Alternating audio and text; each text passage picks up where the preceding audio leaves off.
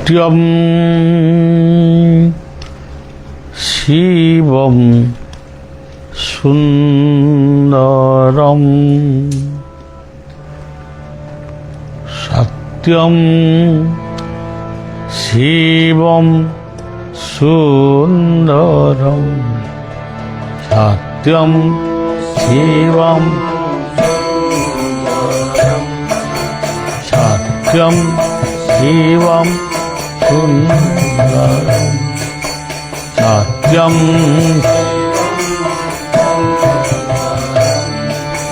हे सत्य शिव हे सत्य शिव हे सत्य शिव हे सत्य शिव हे सत्य शिव सत्यं सत्यं सत्यं सत्यं हे सत्य शिव हे सत्य शिव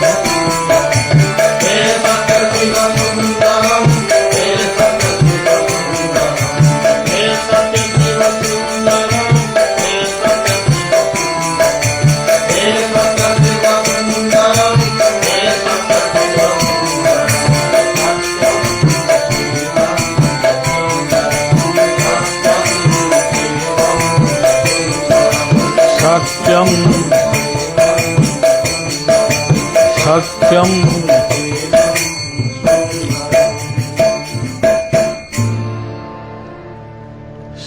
शिव शब्दर अर्थ होची वेद। आमे भावुचु जे शिव गोटे स्वतंत्र देवता, किंतु प्रकृत रे शिव शब्द जे वेद ये कथा अनेक साधारण मनीष जानी नांती। जो माने मूर्धन्य व्यक्ति से माने यह को जानी चंती। यही शिवंकर नाम होची जोगेश्वर। जो जोगेश्वर शब्दटी भगवान कृष्ण भी नहीं चंती बा कृष्ण को व्यासदेव संबोधन करिचंती यत्र जोगेश्वर कृष्ण। शिव प्रलयर अधीश्वर बोली जो भावंती से गोटे भूल गोटे भ्रमात्मक कथा। शिव गोटे पुराणा जिनिस को सी पुणी नुआ करी उद्भावन करती। से गोटी को माने कहा जाउची शिव होती प्रलयर अधिकारी। प्रजापति ब्रह्मा जी प्रजापालक विष्णु से एवं सृष्टिर परिवर्तनकारी होचंती सी। जेभली आम घरे आम पिला माने आमको बापा डाकुचंती, से व्यक्ति जितेबाला निजर कार्यक्षेत्र को जाए ताकू कई बापा डाकती, तार पदवी को स्मरण करी संबोधन करते। से व्यक्ति जदि तार ससुर घर को जाए से जुआई बोले संबोधन करते, किंतु व्यक्ति किंतु जड़े। से भली भाव रे सृष्टि रे जेतेबाला किछि नथिला अनुमान करा जाए एवं ता मध्य सत्य। केवल गोटे अंधारिया पृथ्वी थिला, जल पवन ये सब जो आमे देखुचे पहाड़ पर्वत नद नदी गिरी ये सब किछि नथिला। गोटे अंधारिया स्थान रे गोटे अदृश्य ज्योति थिला। से ज्योतिटा जलुला किंतु ତାକୁ ଯୋଗୀ ଋଷି ମୁନି ମାନେ ଧ୍ୟାନରେ ତାକୁ ଉପଲବ୍ଧି କରୁଥିଲେ, କିନ୍ତୁ ସେ ଏମିତି ପ୍ରତ୍ୟକ୍ଷ ଭାବରେ ଦେଖାଯାଉଥିଲା। ଏବେ ବି ସେଇ ଜ୍ୟୋତି ଏ ସୃଷ୍ଟିକୁ ପରିଚାଳନା କରୁଛି। ସେଇ ଜ୍ୟୋତି ବ୍ରହ୍ମା ରୂପରେ ସୃଷ୍ଟିକୁ ଉତ୍ପନ୍ନ କରିଛି, ବିଷ୍ଣୁ ରୂପରେ ପାଳନ କରିଛି ଏବଂ ଶିବ ରୂପରେ ସେ ପରିବର୍ତ୍ତନ କରୁଛନ୍ତି। ବର୍ତ୍ତମାନ ଯେଉଁ ଯୁଗଟା ଚାଲିଛି, ଏ ବିଷ୍ଣୁଙ୍କର ଯୁଗ ବର୍ତ୍ତମାନ ପ୍ରାୟତଃ ଶେଷ ହେଇ ଆସୁଛି। ବର୍ତ୍ତମାନ ଏ ସୃଷ୍ଟିଟା ଗୋଟେ ନୂଆ ଉଦ୍ଭାବନ ଆଡ଼କୁ ଯାଉଛି। ତେଣୁ ବର୍ତ୍ତମାନ ଶିବଙ୍କର ଦର୍ଶନ ଅନ୍ତତଃ ସମସ୍ତେ ଜାଣିବା ଉଚିତ। ଜଗନ୍ନାଥଙ୍କ ଦର୍ଶନରେ ବଳଦେବ ହେଉଛନ୍ତି ଶିବ। ଯେତେବେଳେ ବଳଦେବ ନଥିଲେ ସେ ସ୍ଥାନରେ, ସେଠି ପୂଜା ପାଉଥିଲେ ଶିବଲିଙ୍ଗ। ମାନେ ଲେଖା ଅଛି, ଯେଉଁଠି ସୁଭଦ୍ରା ଆଜି ପୂଜା ପାଉଛନ୍ତି ସେ ଜାଗାରେ ଥିଲେ ଦୁର୍ଗା। ପରବର୍ତ୍ତୀ ସମୟରେ ଜଗନ୍ନାଥଙ୍କ ପାର୍ଶ୍ୱରେ ବଳଦେବ, ସୁଭଦ୍ରା ରହିଲେ, ସୁଦର୍ଶନ ବି ରହିଲେ। ଯାହାଙ୍କୁ ଆପଣ ଗରୁଡ଼ କହୁଛନ୍ତି, ସେ ଗରୁଡ଼ ଗୋଟେ ପକ୍ଷୀ ନୁହେଁ, ସିଏ ହେଉଛନ୍ତି ନିଜେ ସଦ୍ଗୁରୁ। ତାଙ୍କର ଦୁଇ ପକ୍ଷ ଆଉ ତାଙ୍କର ଦୁଇ ହାତର ନମସ୍କାର ମୁଦ୍ରା ହେଉଛନ୍ତି କର୍ମ, ଜ୍ଞାନ, ଭକ୍ତିର ପ୍ରତୀକ। ଆଜି ଆପଣମାନେ ଦେଖିବେ ବିଶ୍ୱରେ କର୍ମ ଚାଲିଛି, କିନ୍ତୁ ଜ୍ଞାନ ନାହିଁ। ଜ୍ଞାନ ଗୋଟେ କିମ୍ଭୂତ କିମ୍ଭାକାର ରୂପ ନେଇକି ଆସିଛି। ବର୍ତ୍ତମାନ ପ୍ରଳୟଟାକୁ ରିସର୍ଚ୍ଚ କରୁଛି ମଣିଷ। ଉତ୍ପତ୍ତିଟାକୁ ଯେତିକି ରିସର୍ଚ୍ଚ କରୁଛି, ପ୍ରଳୟଟାକୁ ବେଶୀ ରିସର୍ଚ୍ଚ କରୁଛି। ଆଜି ମଣିଷ ଯୁଦ୍ଧଖୋର ହେଇଯାଇଛି, ଧ୍ୱଂସାଭିମୁଖୀ ହେଇଯାଇଛି। ତେବେ ଯାହା ହଉ, ଆମର ଯେଉଁ ଜଗନ୍ନାଥଙ୍କ ଦର୍ଶନ, ସେଇଠି ରହିଛି ଯୋଗ ତତ୍ତ୍ୱ। ଖାଲି ଗୋଟେ କିଏ ନାଁ ଦେଇଯାଇଛି ଜଗନ୍ନାଥ, କ'ଣ ତାଙ୍କ 21 ଦିନ ତାଙ୍କ ମାମୁଁ କି ତାଙ୍କ ବାପା କିଏ ନାଁ ଦେଇଛନ୍ତି?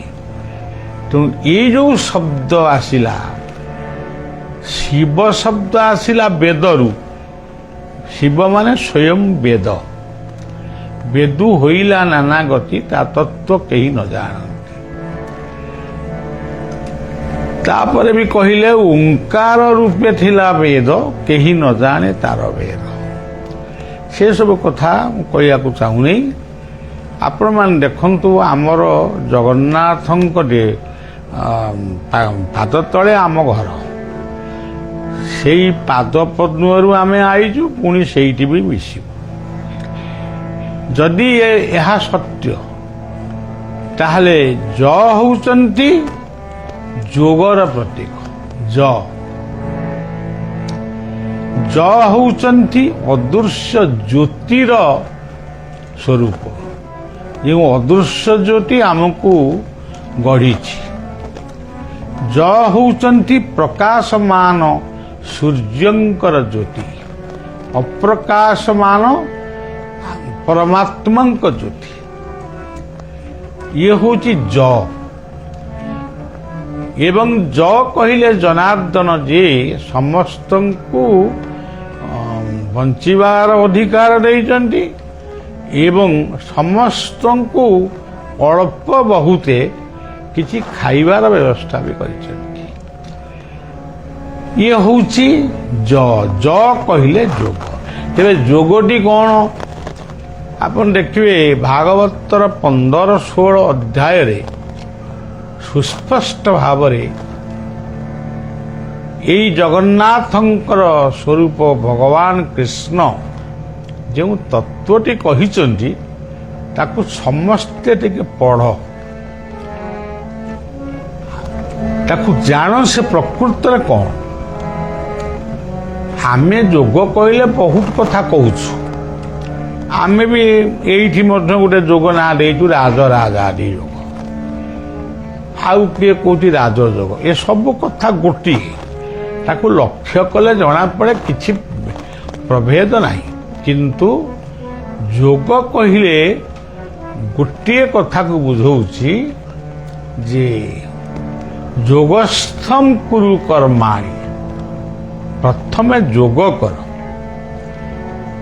ଭୁଲତାର ମଧ୍ୟସ୍ଥଳୀ ନାସାଗ୍ର ଠାରୁ ଲଲାଟ ଚକ୍ର ପର୍ଯ୍ୟନ୍ତ ଏଇ ଯେଉଁ ଚକ୍ରଟି ଇଏ ଏକ ସ୍ୱତନ୍ତ୍ର ଚକ୍ର। ଆମର ମହାପୁରୁଷମାନେ କହିଲେ ହଂସ ଖେଳୁଛିରେ କଦମ୍ବ ଓଲଟ ବୃକ୍ଷରେ ରହି। ସେ ହଂସ ଉପାଖ୍ୟାନଟିକୁ ଭଲ ଭାବରେ ମନନ କରନ୍ତୁ। ଭାଗବତରେ ହଂସ ହଂସ ହକାରଣେ ବହିର୍ଯାତି ସକାରେ ଶକ୍ତି ସମ୍ଭବା ହଂସ ହଂସ ଅକ୍ଷରଦ୍ୱୟ ଜୀବ ଜପତି ସର୍ବଦା। ନିଜେ ଭଗବାନ ହଂସ ଅବତାର ହେଇଥିଲେ, ତେଣୁ ସେ ଏକ ବିସ୍ତୃତ କଥା ଭାଗବତରେ ଅଛି, ଆପଣମାନେ ପଢ଼ିଲେ ଜାଣିବେ।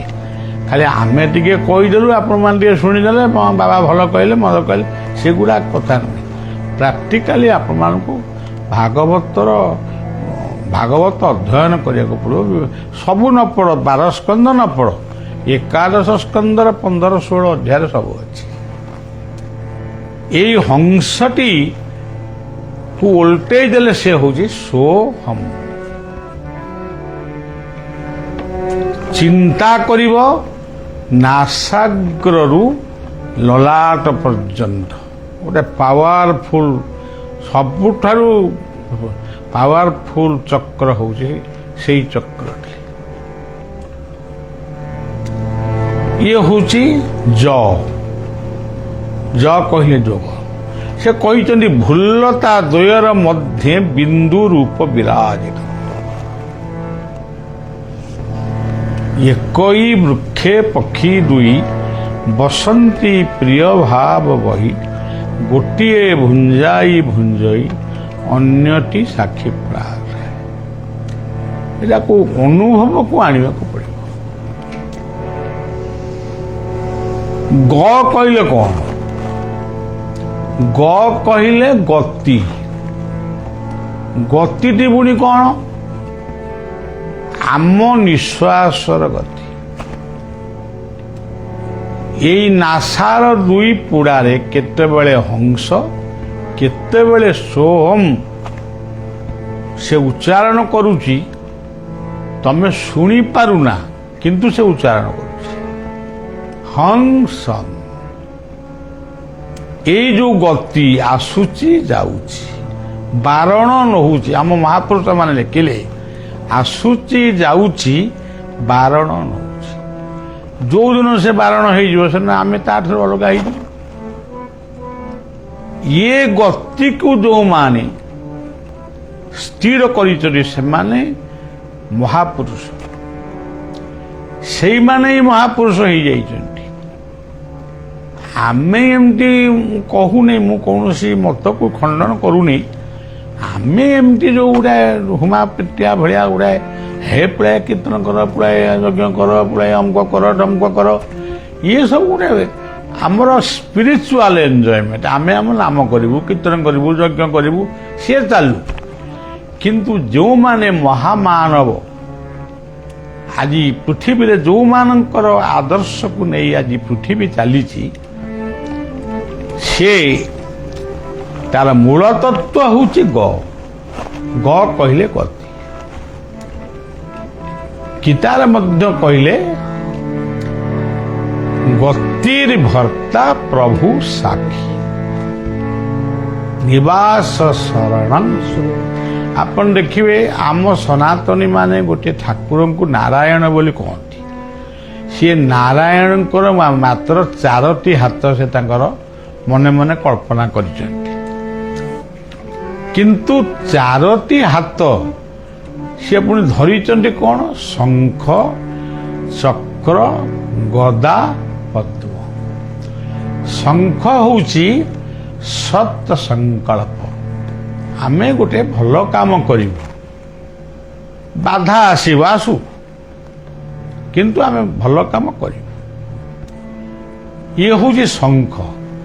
ଭଲ କର୍ମର ଆରମ୍ଭ ହେଲେ ଜୀବନ ଦର୍ଶନରେ ଶଙ୍ଖ ବାଜି ଉଠେ। ଯେତେବେଳେ ଆମ କାମଟା କଣ୍ଟିନ୍ୟୁ ଚାଲେ,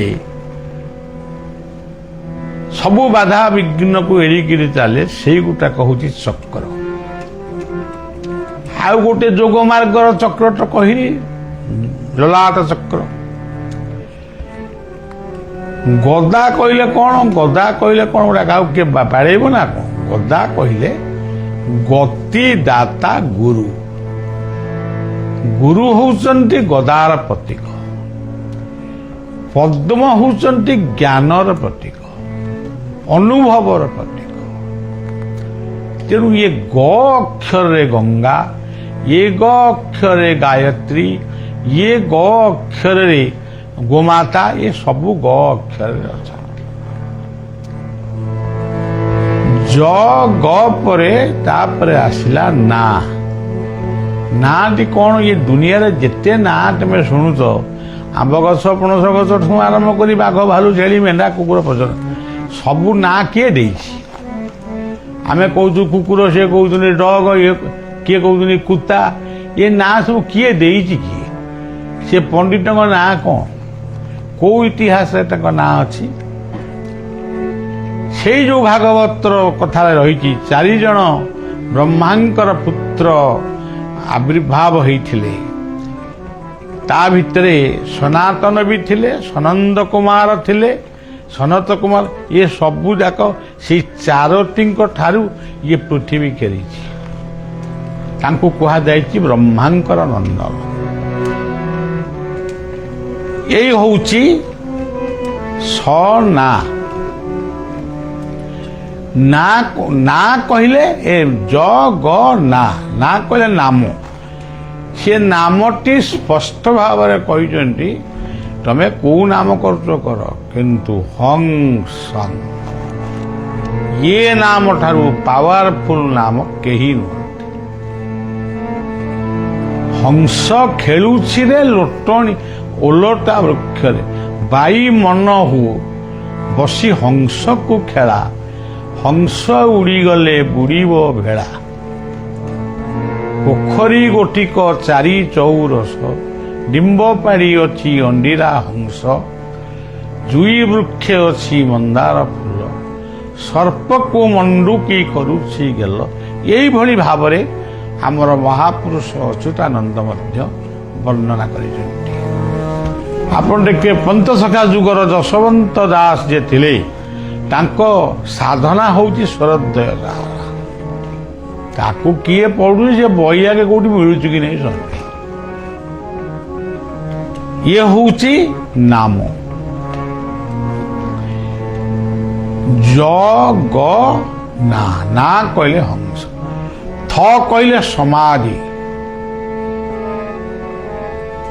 ତୁମେ ସମାସନରେ ବସ, ପଦ୍ମାସନରେ ବସ, ମେରୁଦଣ୍ଡ ସିଦ୍ଧାରକ, ନାସାଗ୍ରକୁ ଆଖି ଆଗକୁ ନିଅ, ହଂସ ହଂସ ବୋଲି ସ୍ମରଣ କର।